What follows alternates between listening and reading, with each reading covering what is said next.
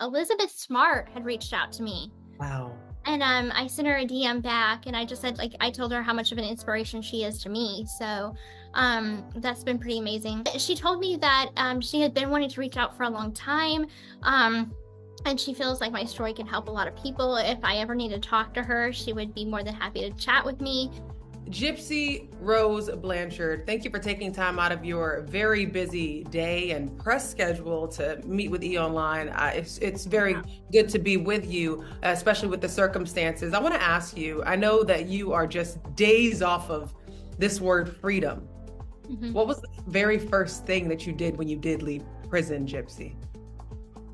The very first thing I did was catch up on a good night's sleep because I was actually released at like 3:30 in the morning.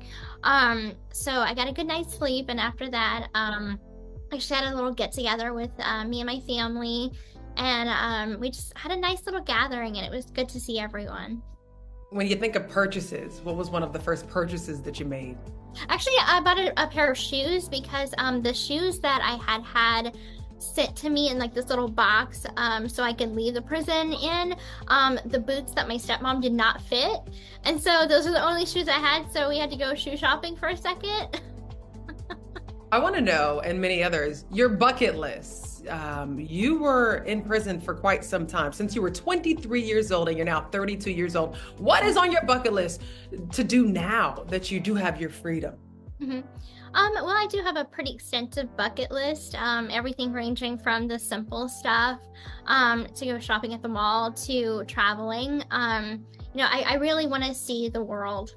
And I know that's going to take some time, but all of that stuff is definitely on my bucket list. Just living life and enjoying what the world has to offer.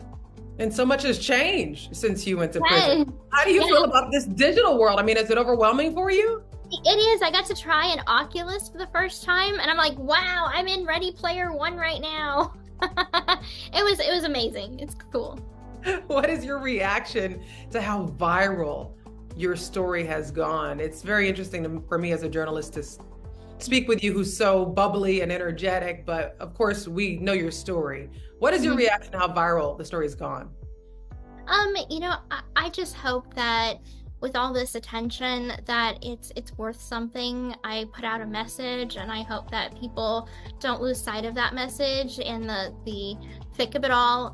It's wonderful that I'm free, but now that I am free, that I'm kind of moving out of the hype of the freedom of it all, and I'm starting to really try and move into advocacy work. So I'm like, okay guys, I'm happy that you're happy that I'm out, but now let's talk about things that I want to talk about in my advocacy work. So Because I'm sure you've seen the TikToks. What's your reaction to all of those? I mean, everyone's talking about you. yeah, I've watched some of them. My schedule has been pretty busy, so I haven't had a chance to check all of my DMs or anything.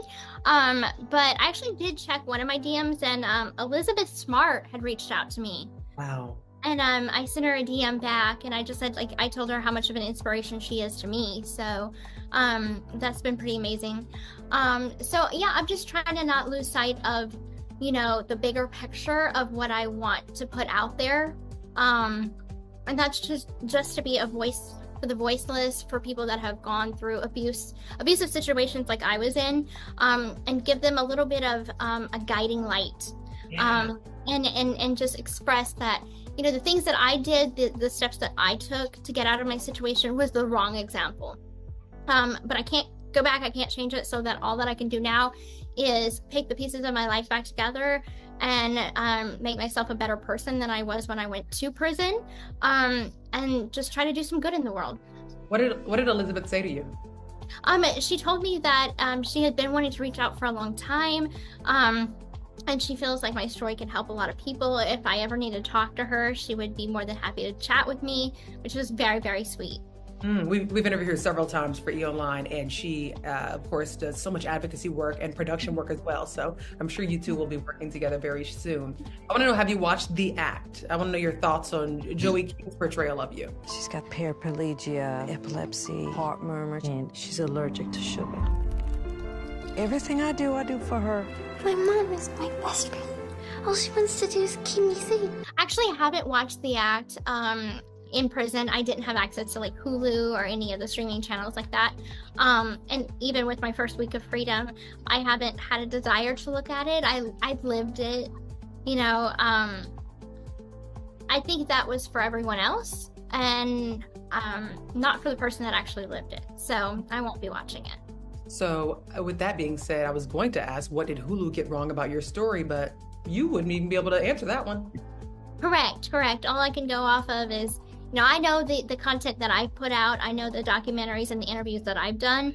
And that's why this one is so important, because this one, you know, this one really dives deep into things that I haven't talked about before. And that's when I hear her calling my name. Gypsy, help me. Her daughter, Gypsy Blanchard, and her boyfriend are now jailed on first-degree murder. I played a part in asking him to commit the murder. That is why I'm in prison. I've had 6 years to feel those emotions. And there's things that I've kept so private. The reason why I want to talk about it now is because I want to be free. So, you know, people might think that they have seen other documentaries, so they know everything, and that's just not the case. You know, I'm still a person healing from trauma, and in my own time, I divulge more information when I'm ready to. Goals and resolutions, Gypsy. What is it for you? Goals and resolutions. Okay. I think goal is to really like put my feet into my advocacy work. Really start a foundation for it and build on that. So, you know, I think I have a pretty big following right now, so I think that's going to be good in helping me out in the area of broadcasting my voice out there.